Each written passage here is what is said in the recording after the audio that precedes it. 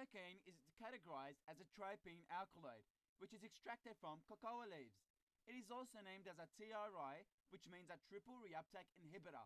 This blocks the reuptake of serotonin, noradrenaline, and dopamine by inhibiting monoamine oxidase and blocks reuptake of dopamine via dopamine transporter. This mechanism mainly escalates the level of dopamine in the limbic system, also known as the reward pathway, which results in euphoria.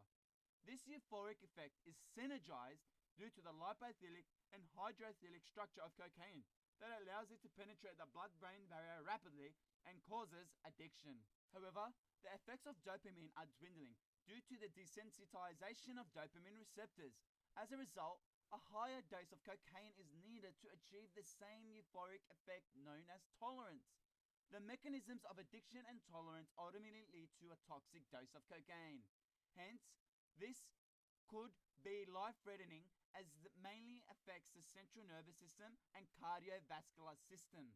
The cardiotoxic effect of cocaine is mainly caused by the blockade of voltage-gated sodium channels, which could lead to a fatal cardiac arrhythmia. Signs and symptoms of cocaine toxicity. There are 3 reported phases of acute cocaine toxicity. Phase 1, or early stimulation phase, usually has central nervous system symptoms such as mydriasis, headache, vertigo, preconvulsive movements, and pseudo-hallucinations. Apart from central nervous system effects, elevated body temperature, agitation are present as a toxic effect of cocaine. Phase 2, or advanced stimulation phase. There are central nervous system effects such as malignant encephalopathy, generalized seizures, decreased responsiveness to all stimuli. There are also cardiovascular effects such as hypertension, tachycardia, and ventricular dysrhythmias, which ultimately lead to cardiac arrest. There are also respiratory effects such as dyspnea. Phase 3, also known as depression and pre-morbid state, usually has respiratory depression. This results in the central nervous system effects such as coma, areflexia, flaccid paralysis, and loss of vital support functions. It is also ventricular fibrillation that may lead to cardiac arrest. Another prominent sign in phase 3 is an increasing level of creatine in the urine due to the muscle breakdown, which is known as rhabdomyolysis.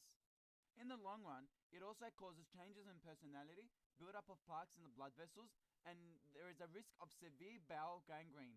Cocaine toxicity is a life-threatening condition and must be treated promptly as a medical emergency. Maintaining the vital signs of the patient by establishing ABC, the patient's airway, breathing, circulation. Also, one must be aware of the physiological temperature. For combative patients, benzodiazepines have to be given due to the hallucinations and convulsions, which reduce the initial central nervous system and cardiovascular effects of the drug. The inhibitory actions of benzodiazepine through GABA neurotransmitters alleviate the hyperexcitability of the central nervous system. This helps to manage toxic symptoms like seizures and ventricular fibrillation. Nitroprusside is a vasodilator, which is used in the treatment of malignant hypertension because it can result in hypertensive encephalopathy. In the case of cardiovascular collapse, vasopressin is used to achieve physiological blood pressure by acting on V1A, V1B, and V2 receptors in the blood vessels, which result in vascular constriction. Long-term treatment, a pharmacotherapeutic approach. Presently, there are no pharmacotherapeutic antidote to treat cocaine toxicity for the chronic users. However, vigabatrin, modafinil, tiagabine, disulfiram, and topiramate have been reported to manage the symptoms of toxicity. Many behavioral treatments for cocaine addiction have proven to be effective in both residential and outpatient settings. Indeed, behavioral therapies are often the only available and effective treatment for many drug problems, including stimulant addictions. However, the integration of behavioral and pharmacological treatments may ultimately lead to the most effective approach. Overall, the treatment of cocaine toxicity aims to maintain the vital signs of the patient. Long-term management is to minimize the relapse of cocaine addiction. Therefore, the best treatment is by managing short-term and long-term condition simultaneously, as well as avoiding the environmental conditionings that might aggravate the addictive behavior.